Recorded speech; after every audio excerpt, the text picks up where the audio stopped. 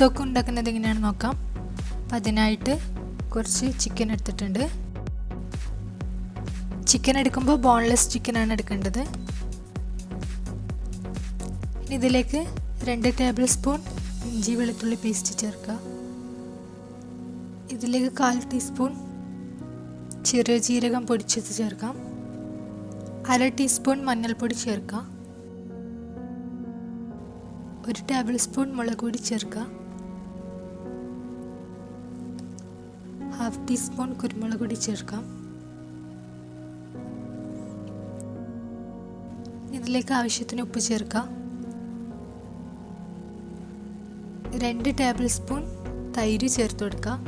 തൈര് എടുക്കുമ്പോൾ ചെറുതായിട്ട് പുളിയുള്ള തൈര് എടുക്കുക. ഇതിലേക്ക് 1 നാരങ്ങ നീര് ചേർത്ത് കൊടുക്കാം. 1 നാരങ്ങയുടെ നീരാണ് എടുത്തിട്ടുള്ളത്. ഇത് നന്നായിട്ട് മിക്സ് ചെയ്യാം. ഇനി ഇതൊരു 20 മിനിറ്റ് മാറ്റി വെക്കാം.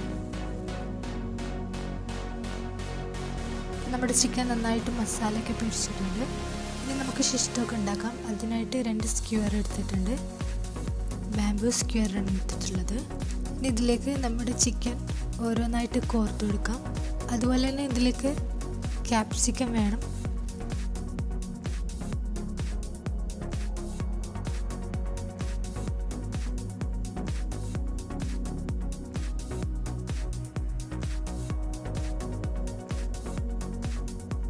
ഇത് 1 by 1 ആയിട്ട് റിപ്പീറ്റ് ചെയ്യാം. ശിഷ്ടമൊക്കെ ഉണ്ടാക്കാനായിട്ട് ചിക്കൻ കട്ട് ചെയ്യുന്ന സമയത്ത് ഇതുപോലെ ക്യൂബ് സൈസിലാണ് ചിക്കൻ കട്ട് ചെയ്യേണ്ടത്. ചെറിയ പീസായിരിക്കണം, ഒരുപാട് വലിയ പീസ് എടുക്കാൻ പറ്റും. എല്ലാ ചിക്കൻ പീസും ഇതുപോലെ സ്ക്യൂറിൽ കോർത്ത് കൊടുക്കാം.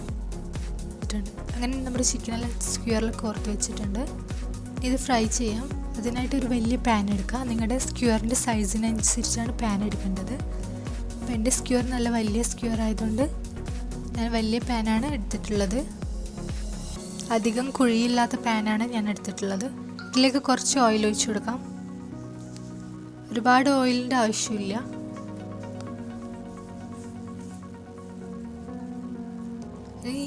ഇനി ഈ ഓയിലൊന്ന് ചൂടാകുന്ന സമയത്ത് ഇതിലേക്ക് നമ്മുടെ ശിഷ്ടോക്കിൻ്റെ ചിക്കൻ വെച്ച് കൊടുക്കാം.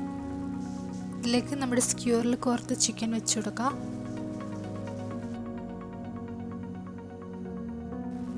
ചിക്കൻ ചേർക്കുന്ന സമയത്ത് തീ നന്നായിട്ട് കുറച്ചിരിക്കണം.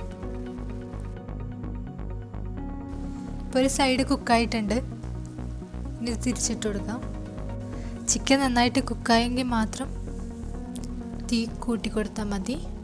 2 സൈഡും കുക്കായെങ്കിൽ മാത്രമേ തീ കൂട്ടി കൊടുക്കാൻ പാടുള്ളൂ. ഇപ്പോൾ നമ്മുടെ ശിഷ്ടമൊക്കെ റെഡി ആയിട്ട് വരുന്നുണ്ട്. എല്ലാ സൈഡും നന്നായിട്ട് കുക്കായിട്ടുണ്ട്. ചെറിയൊരു ബ്രൗൺ കളറായിട്ടും. ഇത് നല്ല പെർഫെക്റ്റ് റെസിപ്പിയാണ്. ഇപ്പോൾ നമ്മുടെ ചിക്കൻ റെഡി ആയിട്ടുണ്ട്. ഫ്ലെയിം ഓഫ് ചെയ്യാം. എല്ലാവരും ഈ റെസിപ്പി ഒന്ന് ട്രൈ ചെയ്യണം. ഇത് പാനിൽ ഉണ്ടാക്കുന്ന മെത്തേഡാണ്. ഈ റെസിപ്പി ഇഷ്ടമായെന്ന് വിശ്വസിക്കുന്നു.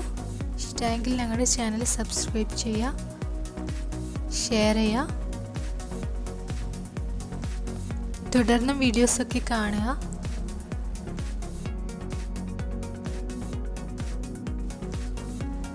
Thanks for watching.